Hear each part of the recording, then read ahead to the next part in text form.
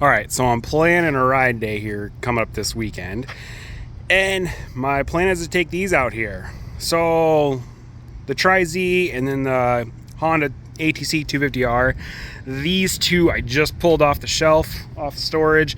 These have not ran since, I guess, would have been last fall. Yeah, I think something like that. It was probably like November or something last fall. The TRX, this one ran earlier this spring. I think it was about March last time I used this thing. The Scrambler, this one I've kind of been using on and off. Honestly, just the other day, yesterday actually, I went to the clutches on this thing. Did a little clutch work on it. Originally, this thing was really kind of doggy and just didn't feel like it had a lot of torque off the line. So what I did is I pulled the clutches off from the secondary clutch. I ended up stiffening up that secondary spring in there, adding a little more preload on that to give a little more back shifting ability with that secondary clutch. And then in the primary clutch, I replaced the primary spring on it. I kind of went through my junk pile of stuff. I pulled a primary spring from a 900 Ranger. It was a lot stiffer, threw that in there. That made a big difference on it. So that stiffer primary spring allows that to engage a little bit higher RPM, as well as it kind of holds that RPM a little better. So honestly, it's a lot better off the line. Now, like before when you hit the throttle, it didn't do a whole lot. Now if you just pin the throttle, it'll actually do kind of a power wheelie and pull that front end off the ground. So it feels a lot better. But yeah, so I'm gonna get these things kind of ready to go for the weekend. Said on these, this 250R, or all three of these, I'm gonna change the oil on these, check coolant, check air filter, stuff like that. Just give them a good once over. Get them started up, fueled up, and kind of ready to go. So I think we'll probably tear into these here and see what it takes to get these two started. Hopefully I'll just kind of need to give them a prime or something, and both of these I shut the gas off before I parked them and ran them dry, so hopefully I don't need to touch the carbs at all on them. And then yeah, I'll check coolant levels on everything. We're gonna change oils on everything and get them ready to go. And then yeah, stay tuned because I'm gonna have some follow-up videos of these out running around. Time to get these things ready for a ride. So I think the first thing is we're going to see which ones to start up. This one's a full start. It always likes kind of full choke, and then just a crack of the throttle.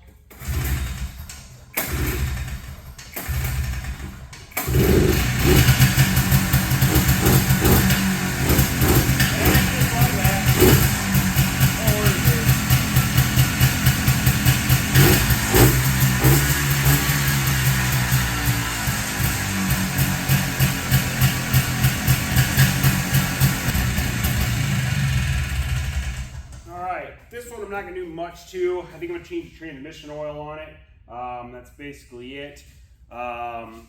This 250R and these other two 3-wheelers, definitely going to change the transmission oil on these.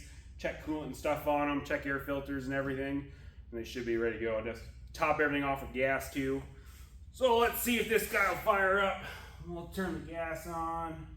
Give it a full choke. I'm pretty sure I'll probably need to give it a prime with some carb cleaner. That's usually what these things seem to like.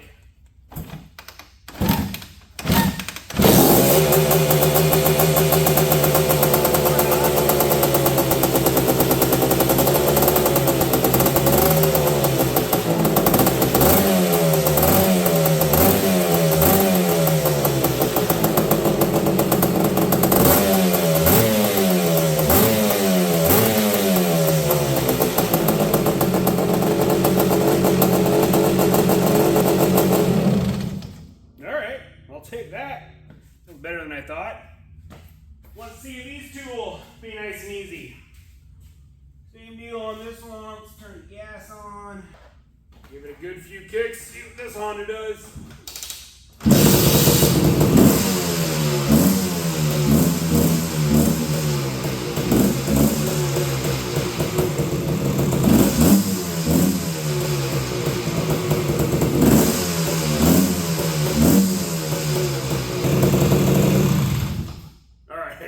Wasn't expecting that. I promise these things are all cold and haven't started in a while. I wasn't expecting one kick on that one. Usually, like I said, these two Hondas, usually after they sit for a while, I always need to give them a prime with some carb cleaner and stuff. But all right, let's try the Yamaha here and see if this guy will fire up too. Make sure gas is on this one already. Oh, choke. One of these has got to be a little hard starting.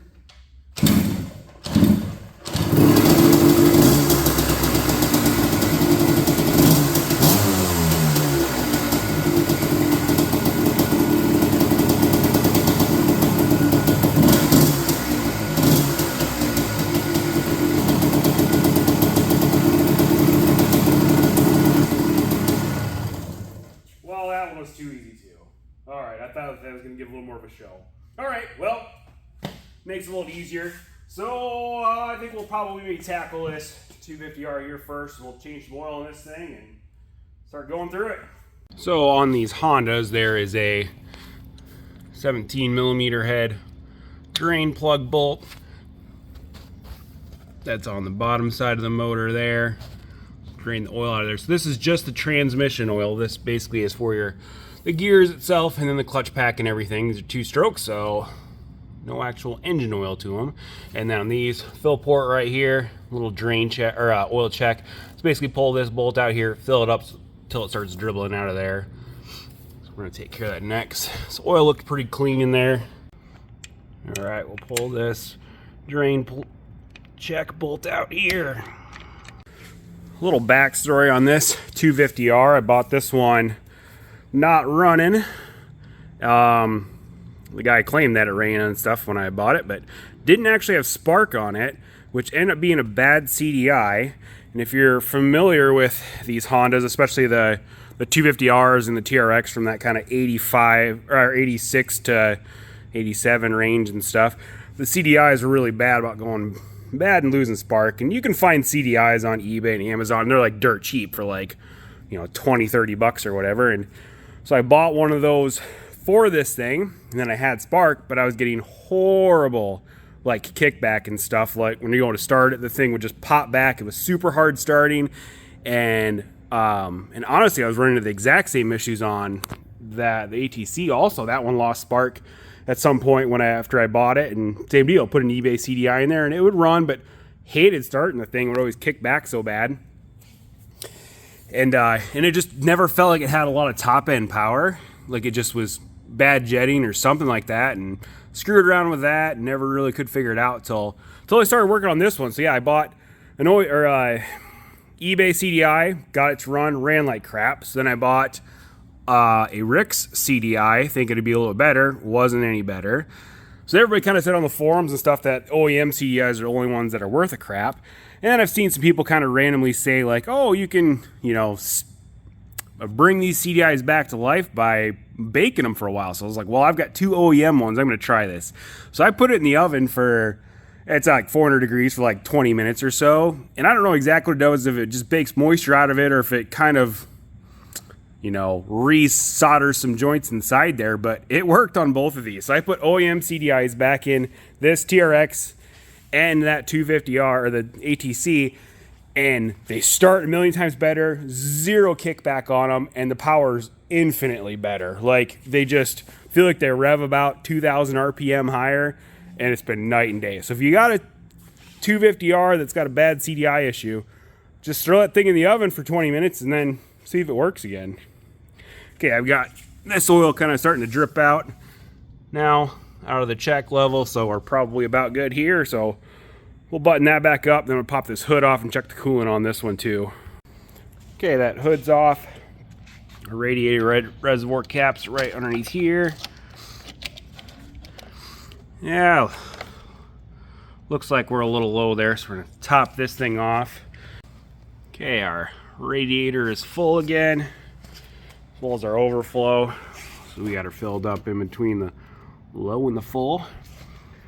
Air filter in this thing still looks okay. It's a Canon air filter, which those aren't really my favorite. I kind of prefer the foam ones just because they're easier to clean and maintain and stuff. Okay, let's work on this Triz now. Do the same thing. We'll change the oil and check coolant. So same principle. There is a 17 millimeter head drain plug. There we go. On the bottom side here. That's our check, which I just pulled this open and we're draining oil out of it. So this thing's overfilled. So a little backstory on this Triz. This one is super clean, restored and stuff. I traded this one in on a 900 Ranger I was selling just out of the blue. Guy came to look at this Ranger and then kind of saw some of my other vintage stuff and was asking if I'd be interested in a Triz. And I was like, oh, figured it was probably junk or trashed or something. And then he showed me pictures of it and it looked just like this. And I'm like, wow, that thing's in amazing shape. So I was super interested in it. Kind of the story on it, it was restored. He bought it that way, but he said he'd had it for, I don't know, 3 or 4 years or something, and had only driven it up the block maybe a couple times. So I ended up trading in on the Ranger. I gave him $2,500 for it. This was like 2 years ago probably. And the only thing I've done to it is I put different rear tires on it. The tires that came on it were pretty much bald, but other than that, this is the first thing I've really been doing to it so far is just change the oil on it. So let's drain this out of here and check the coolant. We'll pop this open quick here too. So I just popped off this little side cover that went right there to get to the radiator cap. Coolant was just a hair low on this one, so I just topped it off. There's no overflow reservoir on these. There's just a tube that dumps to the ground if it overheats. Another interesting thing about these Triz is you'd think gas tank's up here, but actually the air filter's up there. Pop open this seat, and our gas tank is actually right down here. So there's a fuel pump that pumps it up, and then the air box and everything is up under this cover. So the air box is nice and high on these, and the gas tank sits nice and low. It's definitely a little different between the Hondas and stuff. The oil's still kind of slowly draining out of this thing. We're still going to let that sit for a little longer. We'll start on this Honda, do the same thing. These are the exact same motor that's in the TRX. So kind of story on this 250R. This one I've had the longest out of anything in my collection. I've probably had this thing, I don't know, 11 years now, something like that. I kind of stole it. I found it on Craigslist. One day it just popped up. Guy was asking $650 for it, and it ran and drove, and that's what I paid for it. The only thing I've really done to it, I did put different rear tires on it. Like I said, the CDI issue. It ran when I first got it, and then it wasn't much long after that. The CDI went out, and then I just recently, when I was screwing around with the TRX with those CDIs, I figured that out, and then put an OEM one back in this thing, and it was infinitely better.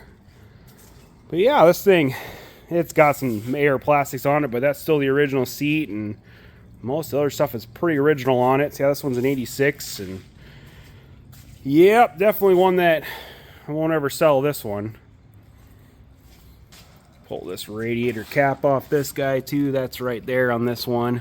And then yeah, oil drain, everything's identical to the TRX. So we'll take care of that thing too, and then do a little bit on the Scrambler, and then these things should be kind of ready for the weekend and ready to have some fun. All right, lastly, we got the Polaris Scrambler. So these things are super unique, only made 85 and 86. They are 252 stroke. They're not as powerful as the true race models. You know, these things, you know, competition wise was more like the Big Red or the 250SX. Honestly, they are faster than an SX. So yeah, they're fully automatic, have a CVT transmission. It's basically the same 250 motor that's in like the Trailblazers, Trail Bosses and stuff that they ran for quite some time. The pull start, this one does have electric start. I've never messed with hooking that up at all or putting a battery to it. They normally are oil injected, where you have an oil reservoir there and separate gas. This one's set up for premix only though. Factory speedometer, it's got 2,000 miles on it. These things, top speed on them is supposed to be around 60 mile an hour. I've had this one up to 50 before, and it definitely would go a little faster. But yeah, so right now we're gonna change the transmission oil on this too. So these do have a forward neutral reverse transmission. So that's actually your fill plug right there. Down on the bottom side, kind of on the back side of the transmission, there's a drain plug. So we'll drain this oil out, fill this thing back up, and yeah, this one should be good to go too. I'm gonna be ready for some riding. I guess we'll have to fill these up with gas. So at the moment, these are all set for premix. I always run everything 32-to-1 for oil. Now, sometimes with AMSOIL and these high performance oils, they'll say a little leaner on the oil, like 50-to-1 or 100-to-1 or something like that. But in my opinion, I prefer it extra little, you know, a little more smoke, maybe foul plug every once in a while, but knowing that you got plenty of oil in them. Here's the drain plug out of this Scrambler. This one's definitely the worst out of all of them. A few shavings on this thing, but honestly, it's not anything I'm going to be worried about. It seems like on basically all the Polaris transmissions, when I pull the oil, the drain plug out of it, they always have shards like this on the drain plug. These transmissions are a lot less sophisticated than, you know, the 5-speed, 6-speed manuals and stuff. They're simply just putting two gears together, basically. So, yep, we'll get some fresh oil in this thing. At least there's oil in it. Sometimes you never know, especially on these older things like this. But, yep, we'll get some fresh oil in it, and we'll be done with these things. Well, they're all running. Gotta love that two-stroke smoke. Stay tuned for some videos of these out running around.